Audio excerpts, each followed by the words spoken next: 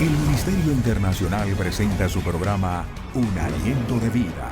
El Espíritu de Dios me ha hecho y el aliento del Todopoderoso me da vida. Job 33:4. Una palabra de poder y unción que llenará tu espíritu.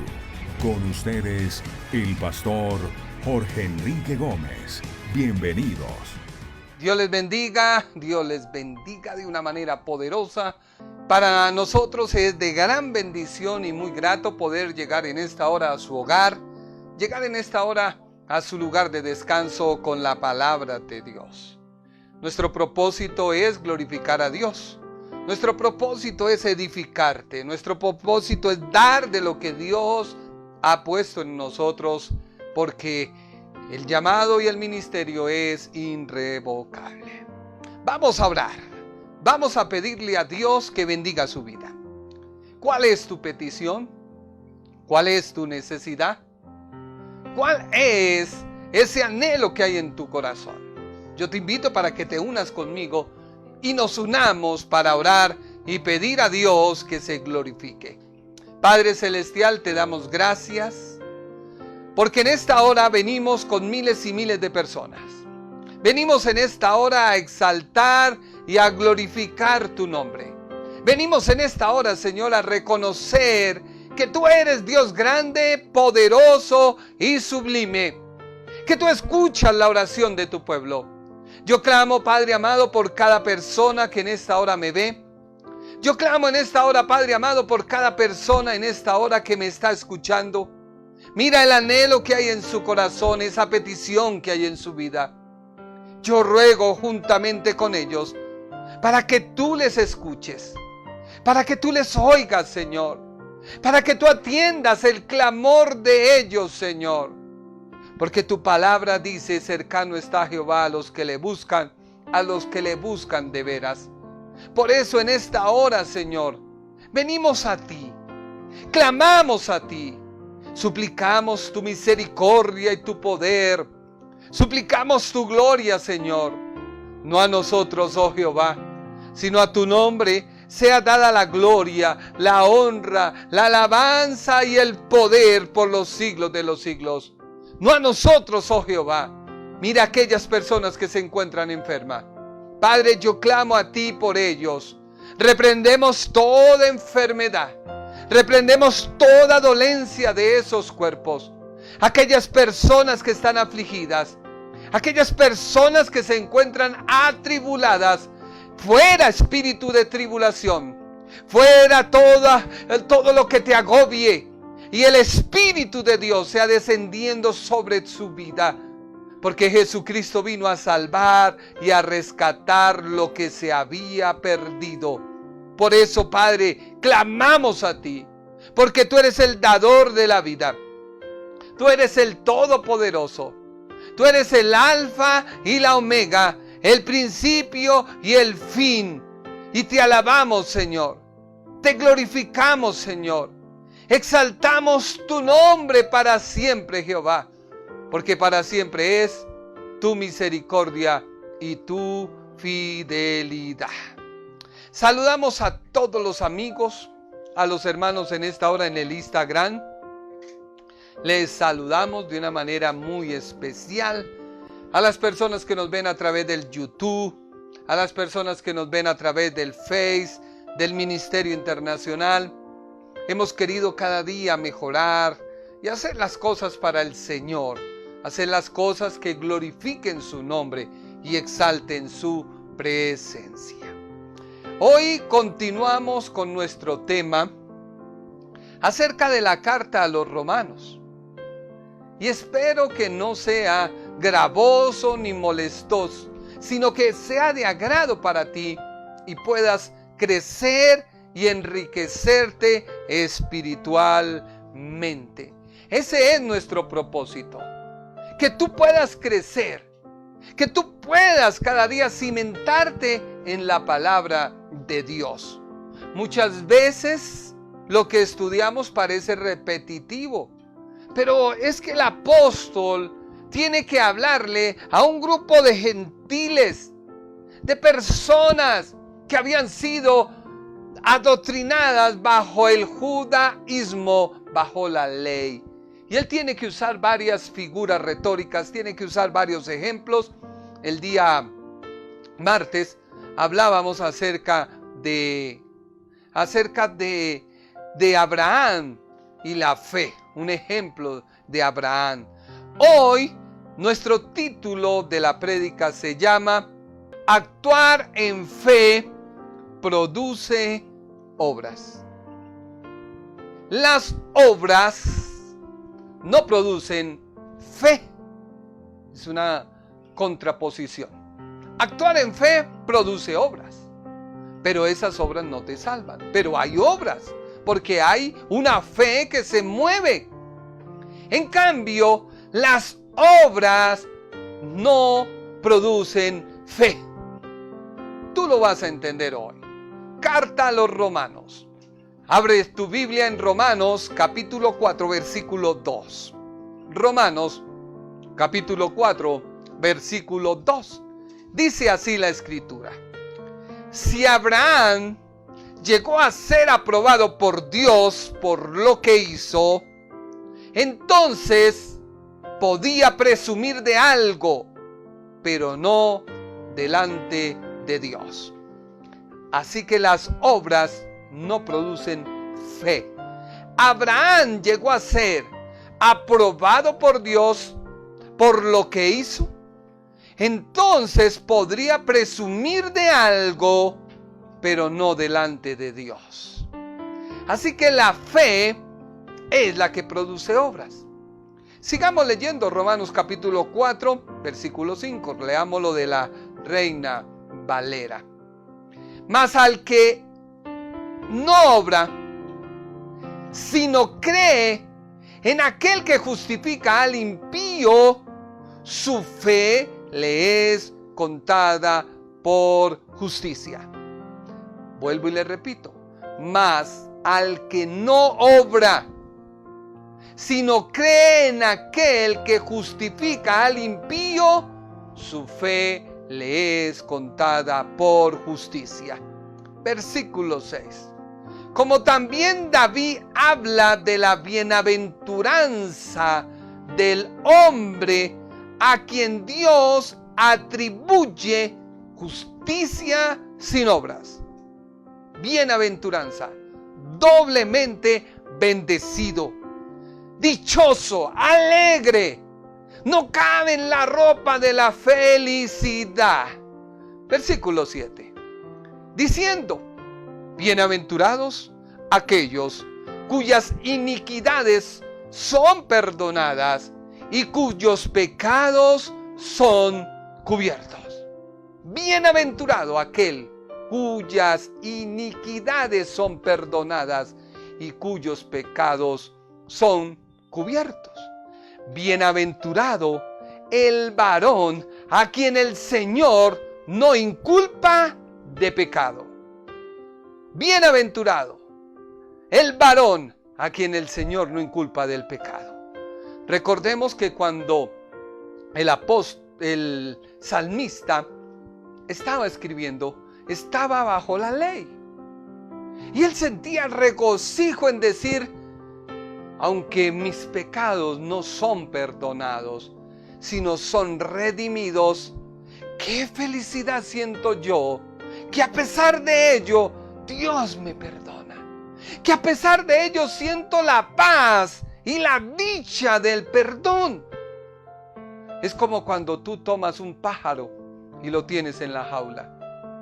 Él no puede hacer nada. Quizás mueve sus alas de una parte de la jaula a la otra parte de la jaula. Pero cuando tú lo sueltas, y lo sueltas quizás en tu habitación, él se siente maravillado, feliz, porque puede hacer desplazamientos más largos. Un desplazamiento mayor. Pero si tú tomas ese pajarito y abres tu ventana y lo dejas volar libremente, ya no tendrá ninguna limitante. Así es la gracia de hoy. Dios abrió la ventana para que tú puedas volar en su gracia y en su perdón. Miremos este pensamiento. El apóstol deja a sus lectores en la justificación posicional, objetiva en la persona de Jesucristo, recibida por la obra de la cruz, efectiva en el creyente, porque solo aquellos que reciben y creen en su nombre les dio la potestad de ser hechos hijos de Dios, los cuales se les declara justos ante sus ojos. Mire que el apóstol le está diciendo a aquellos gentiles: no se preocupen. Ustedes que quieren guardar la ley, ustedes que quieren vivir en la gracia de Dios, ya Cristo hizo una obra y no necesitas guardarla. Necesitas es vivir para aquel que te redimió, que te perdonó, porque tu pecado ha sido perdonado. Es por eso que Romanos 4:2 dice el apóstol: si Dios lo hubiera aceptado por todo lo que hizo, o sea, obras, entonces podría sentirse orgulloso ante nosotros, pero ante Dios no podría sentirse orgulloso de nada. Es como aquella persona que hace un mérito. Esa persona que hace el mérito, todo el mundo la aclama, la aplaude, y ella quizás se siente feliz, pero ante su entrenador y ante los demás, ella debe dar agradecimiento. Así está diciendo el apóstol. Abraham, si se hubiera jactado porque dejó al padre, a la familia, a la nación, la religión, y cumplió y anduvo y observó la ley, que era lo que decían los judíos, pues imagínense que hizo obras. Pero es que Abraham, Dios lo llama en gracia.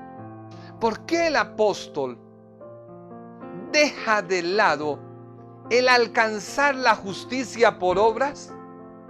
Te pregunto, ¿por qué el apóstol deja de lado el alcanzar la justicia por obras? Porque el hombre, al centrar su mirada por lograr la justicia por las obras, deja de cuidar su interior, ya que debe haber un cambio de lo interior hacia afuera. Y las obras lo que hacen es que de lo exterior, el sacrificio, la ofrenda por mi pecado, lo exterior viniera hacia lo interior. Tú lo vas a entender con este pasaje de la Escritura. Abre tu Biblia en Isaías capítulo 1, versículo 11. Dice la Biblia: Dios les advierte: ¿por qué me traen tantos animales para presentarlos en mi altar? Mire que ellos estaban cumpliendo lo que dice la ley. Tú cometes un pecado, tú cometes una infracción, trae un animal. Entonces Dios les dice y les advierte: ¿por qué me traen tantos animales para presentarlos en mi altar? Ya estoy harto de esas ofrendas. Me da asco ver tanta sangre de toros, carneros y cabritos. Es que el que quebrantara la ley debía suplir tal ofensa con un sacrificio por el pecado. Levítico 1:4. Dice la Biblia: coloca la mano sobre la cabeza del animal, y el Señor aceptará la muerte del animal en tu lugar, a fin de purificarte y hacerte justo ante Él. Mire cómo era la ordenanza de Dios. Dios les había dicho: coloquen la mano sobre el animal. Cuando uno está en el campo y mata una gallina para comer, uno siente cómo el animalito sufre, cómo el animalito en muchas ocasiones mueve sus alas, se quiere apegar a la vida. Y muchos animalistas y muchas personas, aún yo creo que nuestros hijos, nos ven haciendo esa acción y ellos se ponen a llorar. Porque parece algo injusto que yo tenga que quitarle la vida a él para suplir mi apetito. Quitarle la vida a él para suplir mi falta. Y Dios le dice, ese animal ocupará tu lugar y te purificará. Y tú serás junto ante él. Pues déjeme decirle que Hebreos 9:22 dice la Biblia, de hecho, según la ley de Moisés, casi todo se purifica con sangre, porque sin derramamiento de sangre no hay perdón de pecados. Lo que Dios quería era que la persona reflexionara y mirara que un inocente que no tuvo culpa alguna moría en su lugar. Derramaba su sangre ante Dios. Dios buscaba con el sacrificio de un inocente. Era la reflexión. Era que la persona dijera, mira el destino del pecado. El destino del pecado es la muerte. Escúchame bien. Tú no puedes en este tiempo que estás bajo la gracia pecar y creer que Dios te va a pasar por alto y que todo va a ser igual. No. Hay consecuencias lamentables que pasamos cuando pecamos. Hay decisiones funestas que pasamos. Momentos en el cual tú oras y parece que tu oración no subiera al cielo. Momentos en que tú vas a la Escritura y le pides a Dios porque la Escritura te acusa y te dice, estás mal, estás en pecado. Hoy no tenemos que hacer sacrificios. Hoy tenemos la ayuda del Espíritu Santo. Pero la idea es, no peques. Si tú cometiste un error, arrepiéntete y no vuelvas a pecar. Así que el animal era degollado en su misma presencia, por lo cual se podría sentir y percibir el dolor del inocente. Eso era lo que Dios buscaba. Dios buscaba, ¿por qué? Levíticos 22:20 dice, será aceptado solo si la ofrenda es un animal macho sin defecto. Podrá ser un toro, un carnero o un chivo. No presenten un animal con defectos, porque el Señor no lo aceptará a su favor. ¿Qué era lo que Dios quería? Que la persona que seleccionara el animal dijera, este animal, miremos sus cualidades. No tiene defecto, no tiene falta. Eso hace alusión a la santidad. Eso hace alusión a una vida que Dios deseaba que la persona tuviera. Que reflexionara y dijera, bueno, este animal. Y la persona lo empezaba a cuidar. Y tú pasaba el año y la persona lo alimentaba todos los días. Pero ¿sabe qué hacía Israel? Israel se había vuelto temerario, como hoy muchos cristianos. Temerario es aquel que sabe que está haciendo algo mal y no le importa. A sabiendas que está haciendo algo mal, pero él sabe y lo hace. Es como el terco cuando tú le hablas. Es como aquel cristiano que sabe tanta Biblia, tiene tanto conocimiento que tú le hablas y él se justifica. Y hay pasajes para todo, pero nunca reflexiona. Así que ellos habían levantado animales para la muerte. Es lamentable decirlo. Se habían vuelto personas cínicas, personas que no les importaba la vida, con tal de curar su pecado a través del inocente, criaban esos animales. Por eso volvamos a Isaías. Estamos leyendo Isaías capítulo 1 de Isaías y vamos al versículo 12. ¿Qué dice el versículo 12? Yo nunca les he pedido que me traigan esos animales cuando vienen a adorarme. Solo vienen para ensuciar mi templo y burlarse de mí. Váyanse de mi templo. Israel se había vuelto un profesional en criar animales sin defecto para la ofrenda, pero nunca habían reflexionado en el valor que tenía esa ofrenda. Tú puedes llenar a tu esposa de lujos, comprarle la mejor ropa, las mejores joyas, pero no hay amor, no hay respeto. Llega un momento en que la persona puede estar llena de todo, pero si no tiene lo importante, todo eso te lo va a echar en cara y va a decir: te hubieras ahorrado comprar todo eso con solamente darme una palabra de cariño y de amor. Eso era lo que Dios estaba haciendo. Versículo 13. Para mí esas ofrendas no tienen ningún valor.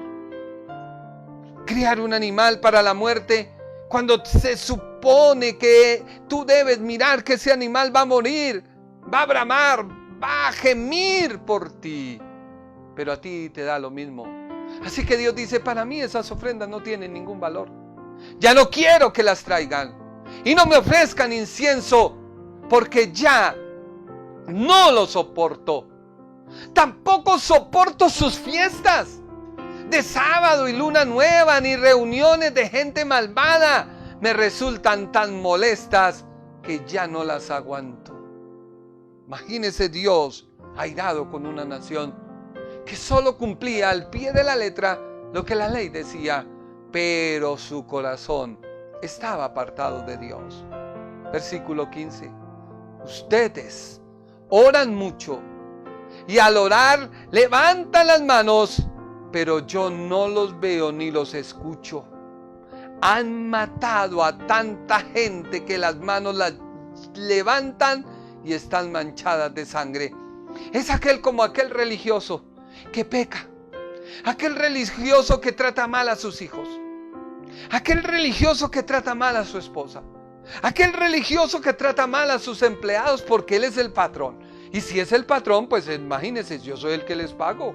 Es que ustedes son peones. Hay gente que usa expresiones despectivas y ni siquiera los empleados le duran, pero son aleluya, gloria a Dios, la música cristiana y todo sí, aleluya. Y usted les habla y eso cambian la voz. Hermano, Dios te bendiga. Y uno, ¿cómo está? Ese no es el saludo de un creyente. El Señor te reprenda. Estás actuando como el impío. Es que de actuar no se trata la vida cristiana. La vida cristiana se trata de vivir. Si tú puedes ayudar a alguien, ayúdalo, pero no con interés. Así que el Señor le dice: dejen ya de pecar. Versículo 16. Dejen ya de pecar. No quiero ver su maldad. Dejen ya de hacer lo malo. Dejen ya de hacer lo malo y aprendan a hacer lo bueno. Ayuden al maltratado. Traten con justicia al huérfano y defiendan a la viuda. ¿Por qué? Porque ellos usaban la ley para escudarse y no ayudar a nadie. Hay mucha gente que pasa con desprecio y miran a los demás, quizás oyendo música, y dicen: mire cómo el diablo lo tiene. Tú deberías decir no como el diablo lo tiene, sino tú deberías: mire, él necesita el amor de Dios. Pero tú estás preparado para ir y dar el amor de Dios, o solamente para que te tomen la foto ayudando a la persona, la foto. Ten cuidado, Dios es vengador. Versículo 18. Vengan ya. Vamos a discutir en serio, a ver si nos ponemos de acuerdo. Si ustedes me obedecen, yo los perdonaré. Sus pecados los han manchado como la tinta roja, pero yo los limpiaré. Los dejaré blancos como la nieve. Entonces comerán de lo mejor de la tierra. Lo mejor de la tierra. ¿Sabes? Dios desea que aquí en la tierra te prepares, porque esta pequeña preparación, este pequeño peregrinaje es la entrada al cielo. Dios no desea a nadie obligado. Dios no desea personas que tengan tanto conocimiento. Es que hay cristianos que usted los oye, conocen de Biblia, que a uno lo dejan callado, lo dejan asombrado, pero cuando dan la vuelta, uno los ve hablando mal del hermano, uno los ve criticando, uno los ve en X y Y cosa, y uno dice, pero ¿de qué le sirve tanto conocimiento a esa persona? ¿De qué le sirve tener tanta cosa? Si a lo último, por tanto conocimiento que tiene, ese conocimiento le lleva a percibir las cosas y no hablas lo de Dios, sino hablas tu propia percepción. Y cuando te des cuenta, estás condenando a mucha gente y llevando mucha gente al infierno según tú. Según tú. Porque tú eres tan perfecto. Eres tan, mejor dicho, no. Si Cristo volviera nuevamente a la tierra, ellos buscarían cómo volverlo a crucificar. Así que mucha gente reflexiona. Mi esposa el día de ayer me comentaba acerca de un devocional que se hizo en el colegio de Manantial, donde estudian mis hijos. Y hacían así una pregunta con todo respeto para nuestro amado profesor que dicta el devocional, que por cierto un saludo muy especial, porque él me dice, hermano, a mí me envían todas sus prédicas, qué bueno. Yo le digo, bueno, gloria a Dios. Él se llama el profesor Pablo Melo. Un saludo, mi hermano Pablito Melo, hermanazo, muy sencillo, hombre de Dios. Gracias. Más o menos la pregunta que hicieron en el devocional es, más o menos, lo que te entendí, amor. ¿Puede un cristiano conocer de Dios sin leer la Biblia? ¿O cómo un cristiano puede hacer la voluntad de Dios si la voluntad de Dios está escrita en la Biblia y la Biblia es la conducta para tú acercarte a Dios? Muchos dijeron, oyendo prédicas, puedo conocer la voluntad de Dios. Otros ayunando. Otros oyendo alabanzas. Otros yendo a la iglesia. Otros decían X cosas. Pero hay algo que llama la atención y está en Josué 1:8. Mira lo que dice la Biblia de Josué 1:8. Leámoslo de la Nueva Traducción Viviente. Me gustó más. ¿Por qué? Porque la Biblia dice, estudia constantemente este libro de instrucción. ¿Qué es la Biblia? Un libro de instrucción. No es un libro para que adquieras conocimiento, no. La instrucción te lleva al conocimiento de saber cómo actúas tú delante de Dios y los demás. Pero primero tienes que ser instruido. Primero. ¿Instruido bajo qué? Bajo lo que Dios quiere. No bajo lo que tú percibas. No. Medita en Él de día y de noche para asegurarte. Primero, ¿qué debes hacer? Leerlo. Recibir la instrucción. Segundo, meditar. ¿Qué es meditar?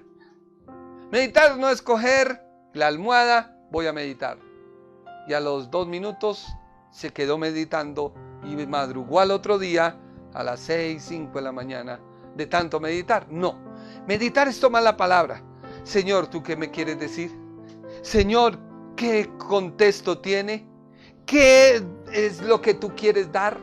¿A quiénes se les escribió? ¿Por qué se les escribió? ¿Y qué mensaje para hoy me quieres dar?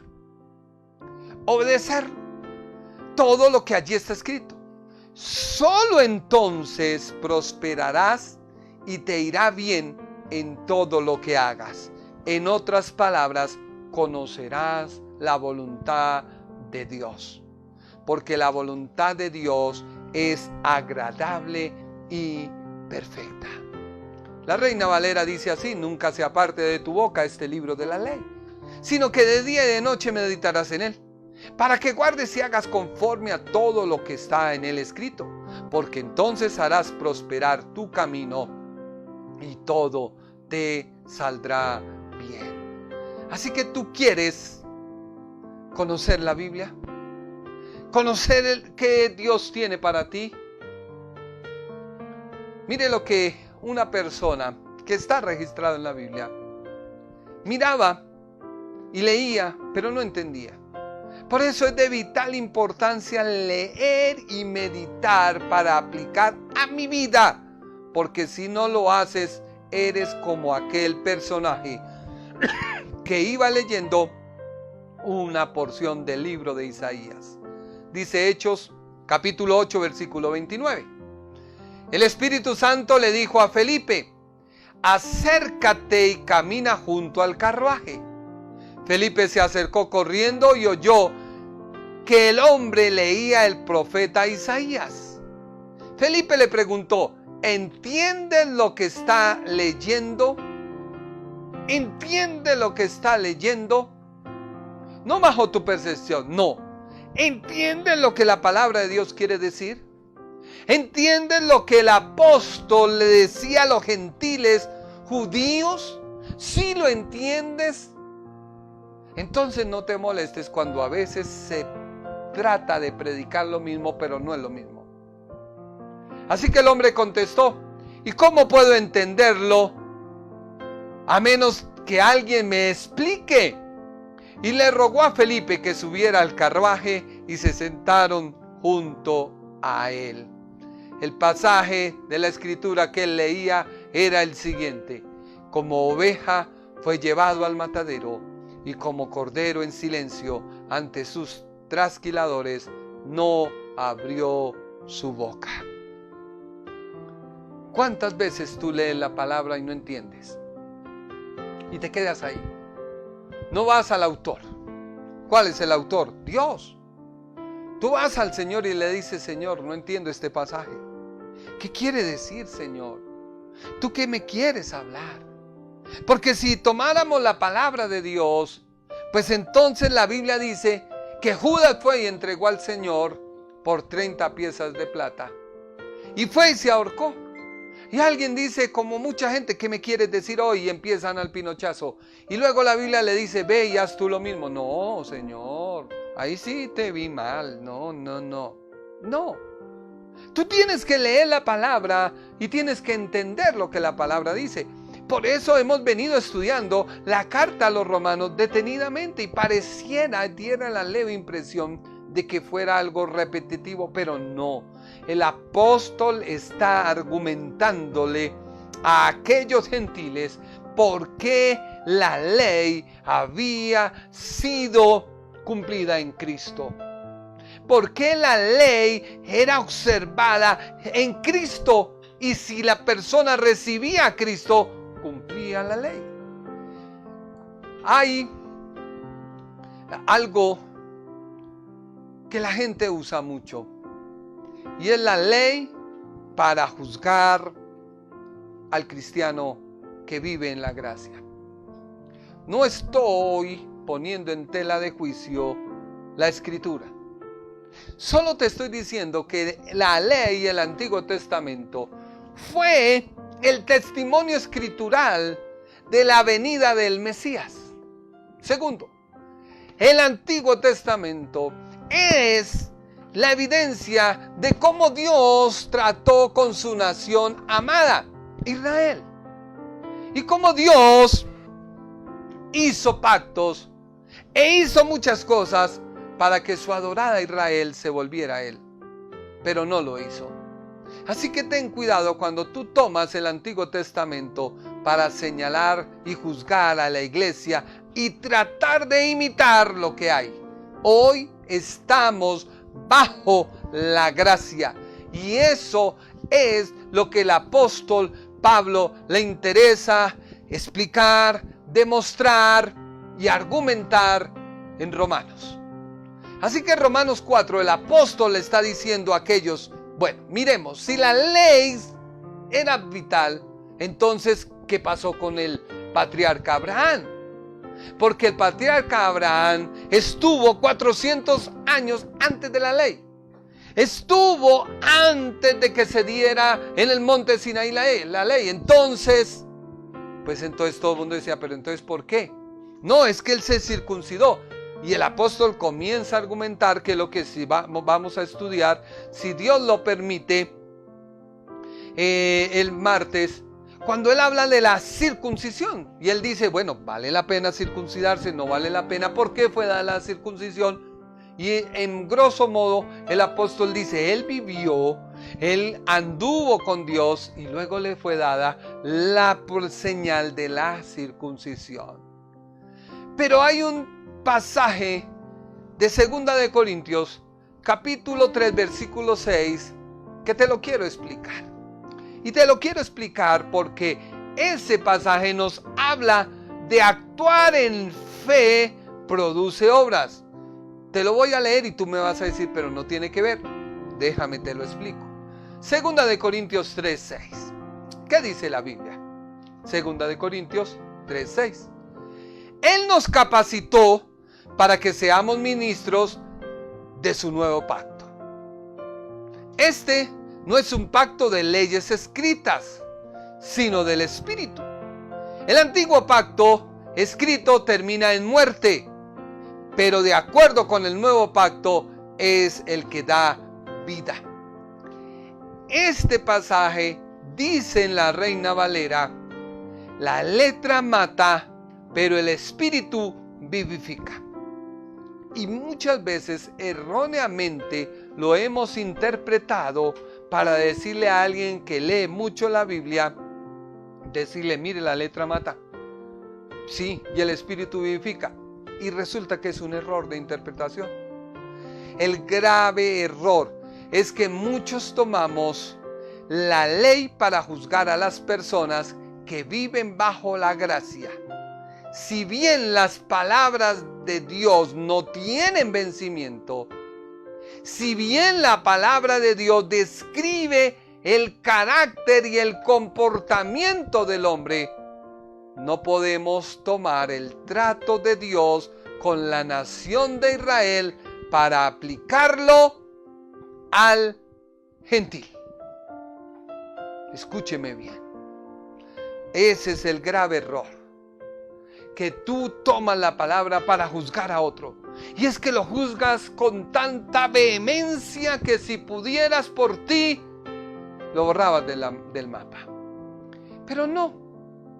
La mala interpretación mata al creyente en la aplicación de la medicina al enfermo. Malinterpretar la Biblia hace perder la gracia de Dios y nos retorna a la fe. Así que este pasaje, cuando dice la letra mata y el Espíritu vivifica, ¿a qué se refiere? ¿A qué se refiere? Porque muchas veces lo usamos para decirle a alguien que lee y que sabe tanto de Biblia, mire, eso te está matando. No. Lo que quiere decir en verdad es que la ley que Dios le dio a Moisés tiene una relación y a la vez una gran diferencia con el nuevo pacto que Dios ha hecho con nosotros. En primer lugar, la ley mata. ¿Por qué? Deuteronomio 27:3. Leámoslo. Deuteronomio 27:3. ¿Por qué la letra mata? Escribe en ella, o sea, en la ley, todo este conjunto de instrucciones ¿Qué es la ley? Un conjunto de instrucciones. Una vez que hayas cruzado el río para entrar en la tierra que el Señor tu Dios te da, una tierra donde fluye leche y miel, tal como te prometió el Señor, Dios de tus antepasados. ¿Qué hacía la ley? Que tú debías cumplir sus instrucciones. Si tú no cumplías sus instrucciones, Dios se tornaba en juez y tú en condenado. En otras palabras, tú nunca serías absuelto por Dios porque violaste sus instrucciones.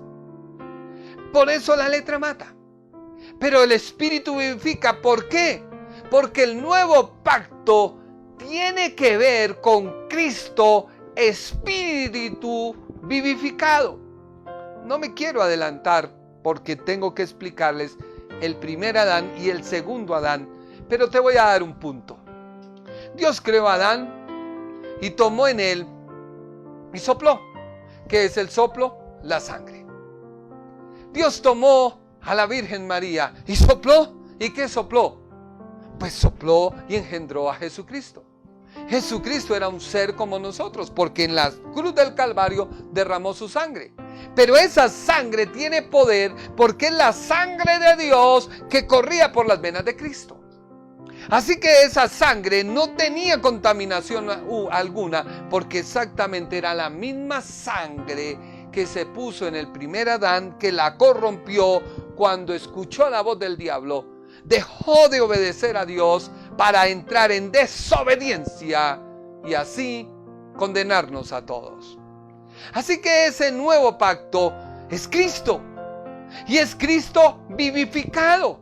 Por eso la Biblia y el apóstol se interesa en que el creyente no siga la ley, no guardes un día, no guardes el sábado porque no te va a santificar, no guardes las costumbres de Israel ni sus palabras, porque eso no te va a santificar. Te va a santificar Jesucristo mismo, porque Él es Espíritu vivificador. Ahora, un documento externo es algo que se escribe para que se pueda leer. Esto puede producir varias cosas en quien lo lee. Una, que no lo entienda al leer. Segundo, que no le llame la atención. Tercero, que no le importe. Así de sencillo. Tú le puedes dar una orden a tu hijo y tu hijo la obedece porque tú eres el papá. Pero tu hijo quiere hacer eso, no, ni le importa. Yo recuerdo cuando nos obligaban a hacer muchas cosas, a orar, a ayunar, nos obligaban, nos imponían. Y muchas personas de estas supuestamente quedaron atrofiadas, están en el mundo porque les obligaban. A mí me ha fortalecido porque me ha cimentado en el Señor. Esa era la ley. Ahora, el Espíritu Santo, ¿qué produce? Un cambio en tu interior, para que ese cambio en tu interior florezca en lo exterior. Así que la letra mata, pero el Espíritu vivifica. Otra posible interpretación de la ley es que una persona puede obedecer la ley, aunque su deseo sea siempre desobedecerlo. Así pasaba con Israel. Su deseo era desobedecer. No querían obedecer. Así que, ¿qué pasa? Esa persona no cambiaba su manera de pensar, sino su manera de proceder. Porque la ley te decía, vete para allá, él se iba para allá. No te muevas para allá, devuélvete acá. Entonces se devolvía.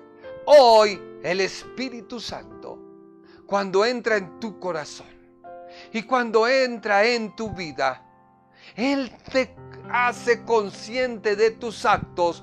¿Por qué? Porque tú entras en pleno conocimiento de que no haces algo, porque el que está adentro te dice que estás haciendo algo malo. Tú no sientes a veces como cristiano que cuando vas a hacer algo sientes como que no, por ahí no es, la embarraste.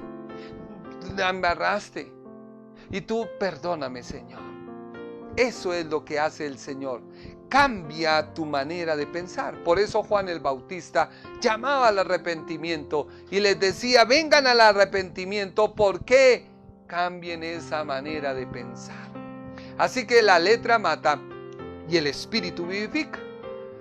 La ley puede cambiar el concepto porque otro escritor la aplica o la deroga, la amplía o la deroga.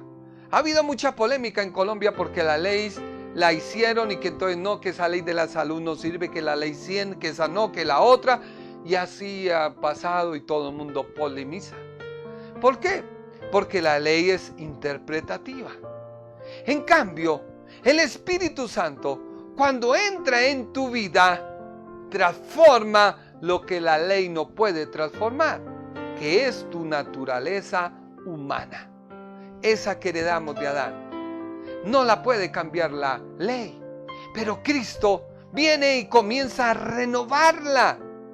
Comienza a decir, ya no, así no es así. Mira, ama a tu esposa, respétela. Quizás a veces la ofendemos, pero es bueno uno decirle, perdóname, me equivoqué, perdóname. Así que la ley no es la prohibición de todo. La ley es la que te dice, no puedes hacer esto, no puedes hacer aquello. El antiguo pacto, la ley es cosa muerta. Por eso dice, la ley mata. Era eso a lo que se refiere la Escritura. Porque la ley no podía producir vida.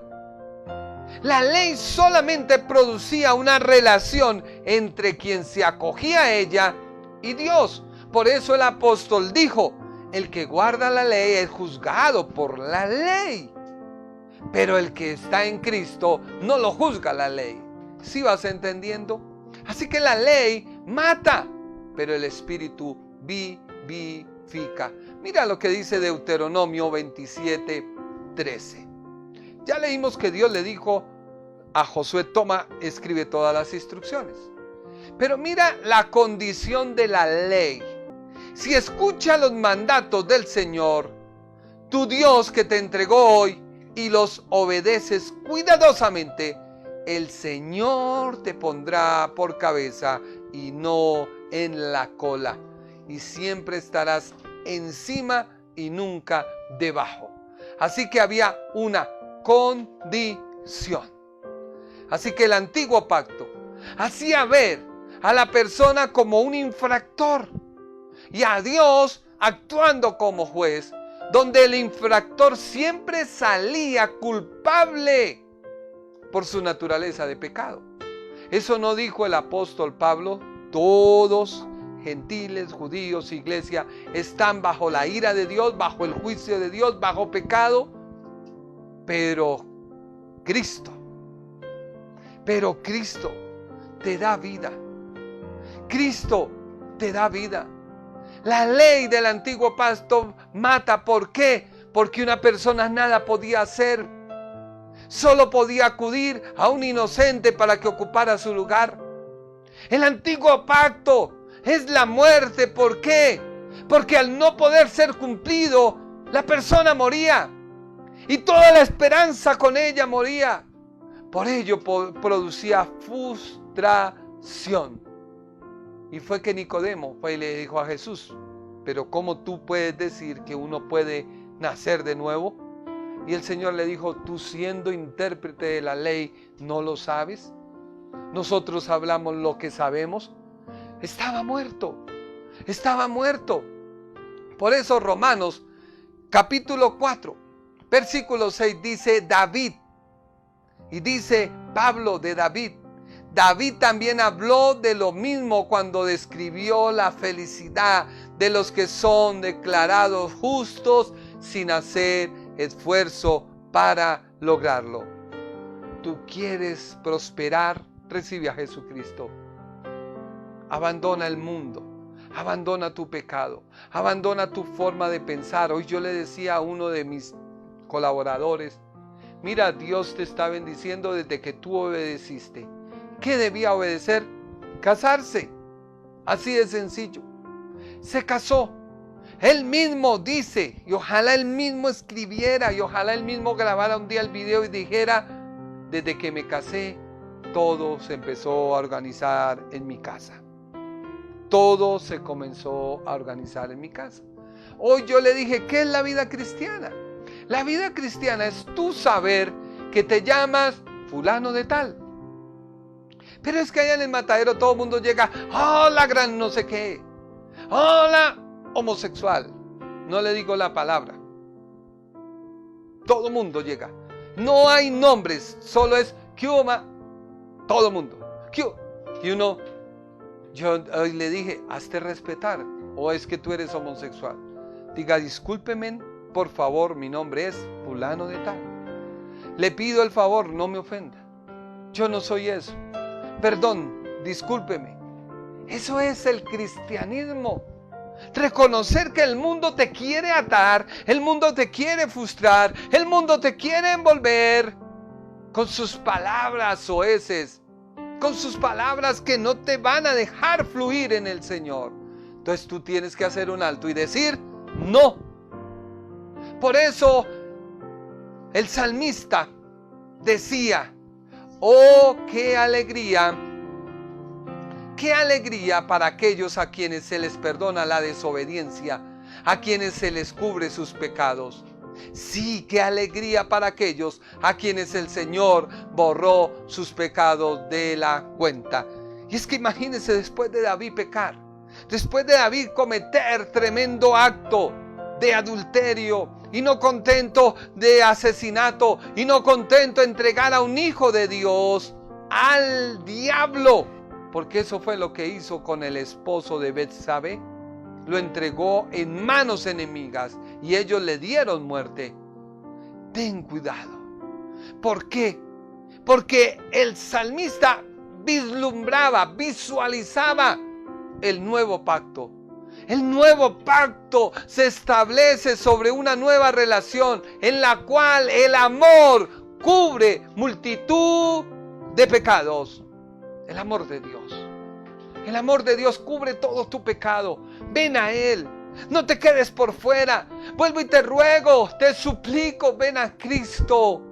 Él perdona tu pecado. Él perdona tu maldad. El nuevo pacto establece una relación entre el Padre Dios y sus hijos. Porque el que recibe y cree en Jesucristo, le da a Dios la potestad de ser hecho hijo de Dios. El nuevo pacto cambia vidas, porque ya no hay códigos, no hay normas, pero sí un compromiso que se desprende de un derecho que tú tienes como hijo. Y si tú tienes derechos, tienes obligaciones. Mucha gente exige derechos. La juventud de hoy en día exige derechos. ¿Cumple sus deberes? Reflexiona. El nuevo pacto, ya no tenemos nada que hacer, porque el que mora en nosotros nos da el conocimiento vivencial de lo que es correcto. Y es ahí donde la escritura se cumple, que dice: ya nadie tiene que os enseñe, porque la unción misma os hará saber las cosas por las cuales ustedes deben actuar. Si tú recibes a Cristo, te comprometes a andar con Él, Él te va a empezar a decir: no te dejes llamar como el mundo te llama. No te dejes nombrar como el mundo te nombra. No te dejes atar porque el mundo te quiere atar. El nuevo pacto no. El pacto de Dios con Israel, la nación, en el monte donde bajó Moisés con el rostro brillante y las tablas de la ley, y todo mundo le veía su rostro brillar. Pero ese rostro se desvaneció con el tiempo, porque era algo pasajero. En cambio, el pacto que Jesucristo hace con nosotros y con sus hijos es que Él te lleva cada día de aumento en aumento, como la luz de la aurora, hasta que el día sea perfecto y no se desvanece. ¿Por qué? Porque ya no hay condenación, porque ya no hay promesas, sino hay una morada celestial que Él prometió para nosotros. Así que el apóstol toma el ejemplo del patriarca Abraham. quien no hizo nada extraordinario para recibir su llamado. Por el contrario, Dios le hace su llamado siendo un idólatra, siendo un pecador, viviendo en sus costumbres, en su pecado, y le dice: ven, yo te hago a ti justo si me sigues. Y Dios llama a personas caídas, pecadoras, para que dejen todo lo que no es Dios y se vuelvan a Él. Y en su andar con Dios, en plena confianza, muestran que son llamados por gracia. Ya por último, déjame decirte que el apóstol deja al cristiano en 3 áreas de santidad: santidad posicional, santidad práctica y santidad perfecta. ¿Qué es la santidad? La santidad tiene que ver con la santificación. Es ser separado para Dios. Por ello, tú ya no pecas, porque Dios te apartó. Es como cuando tú coges de en medio de una canasta llena de frutas a una. Esa ya no pertenece a esas frutas. Fue tomada, fue extraída, es tuya. Así pasa con tu vida con Dios. Ya no es tuya, es de Él. Por lo tanto, hay muchas frutas que quieren salirse de las manos del comprador para volver a la canasta. La santidad tiene que ver con la conducta de la persona que manifiesta que es santa. Así que la santificación es ser separado para Dios, porque Dios te aparta. La santidad es la conducta que muestra o manifiesta la persona que es llamada a vivir en santidad. Santo es aquel que es separado. Por lo general se le atribuye muchas veces a los dioses y descaradamente se le atribuyen ahora a los muertos. Pero santo es por lo general aquella persona que en su área moral y espiritual está separado del pecado y consagrado a Dios.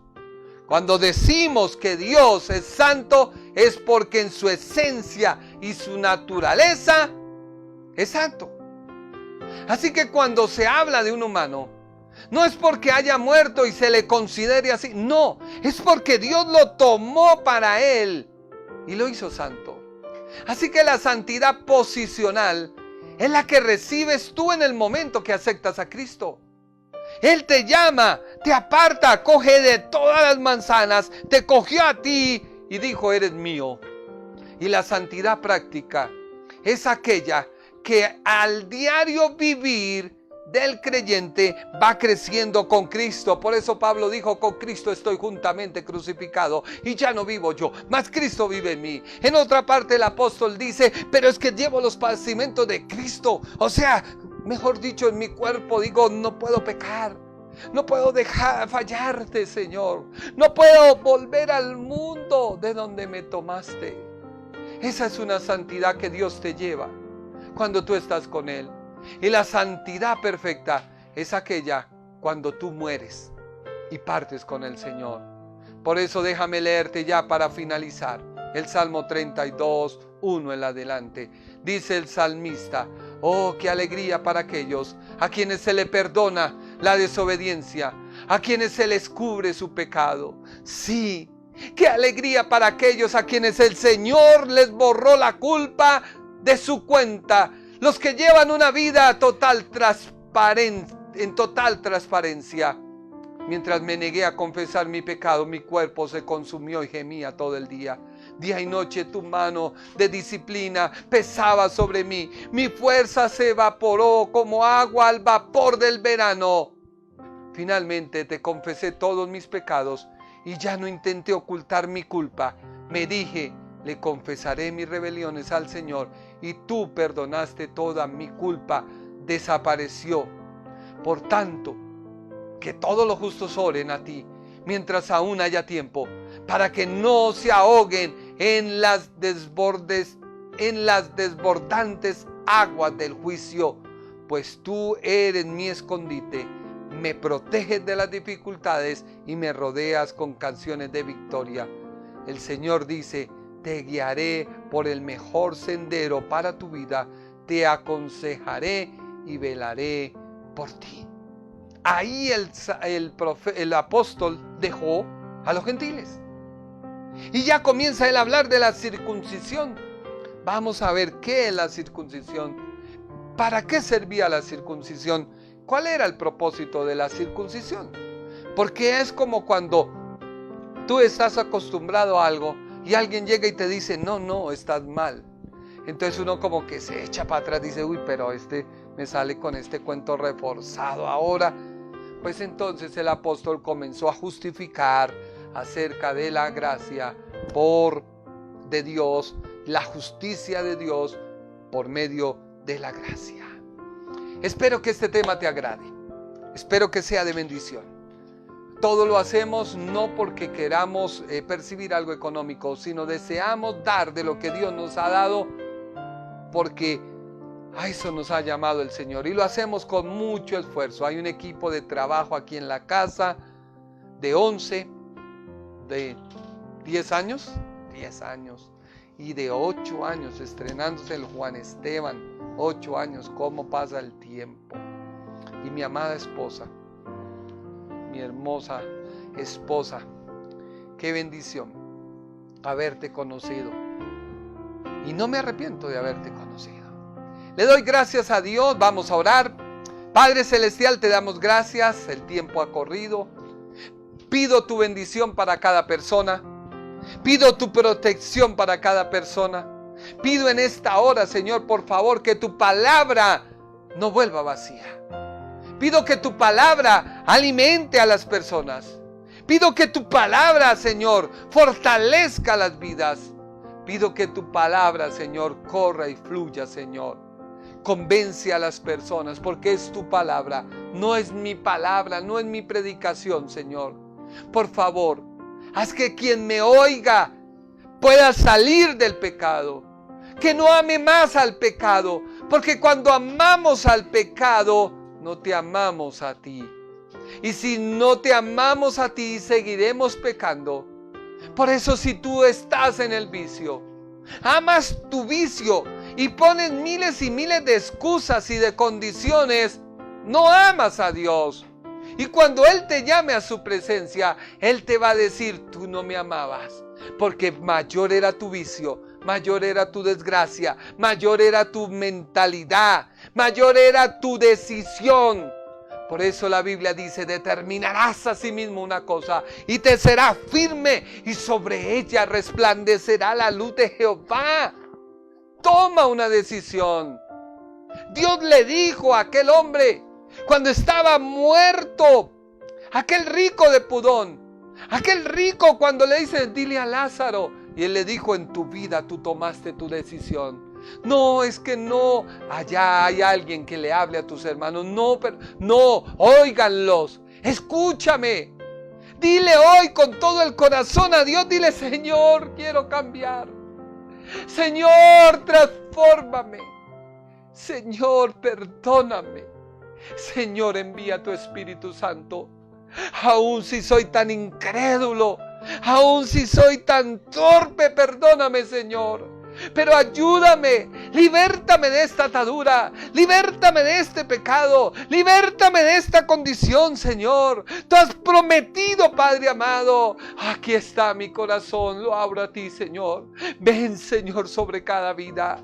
Padre, fluye sobre cada corazón. Padre, fluye sobre cada ser. Liberta al cautivo. Todo espíritu de engaño se va de esos cuerpos en el nombre de Jesús. Todo espíritu de mentira se va. Todo espíritu que quieran poner sobre cualquier cosa, sal fuera en el nombre de Jesús. Se libre ahora mismo de toda atadura. Se libre ahora mismo de toda opresión. Se libre ahora mismo de todo impedimento. Satanás, suelta esos cuerpos en el nombre de Jesús. Engaño del diablo, sal ahora mismo de esas vidas. En el nombre de Jesús de Nazaret. Recibe salud, recibe paz. Gracias, Señor. Amén y amén. Muchas gracias por su tiempo. Si Dios lo permite, el día domingo estaremos con mi esposa terminando el tema acerca de el dar. Segunda parte del dar. No te lo pierdas. Que Dios te bendiga y que Dios te guarde. El Ministerio Internacional presentó su programa Un Aliento de Vida. Venid a mí los que estáis trabajados y cargados, y yo os haré descansar. Mateo 11:28. Un aliento de vida, una palabra de poder y unción que llenará tu espíritu.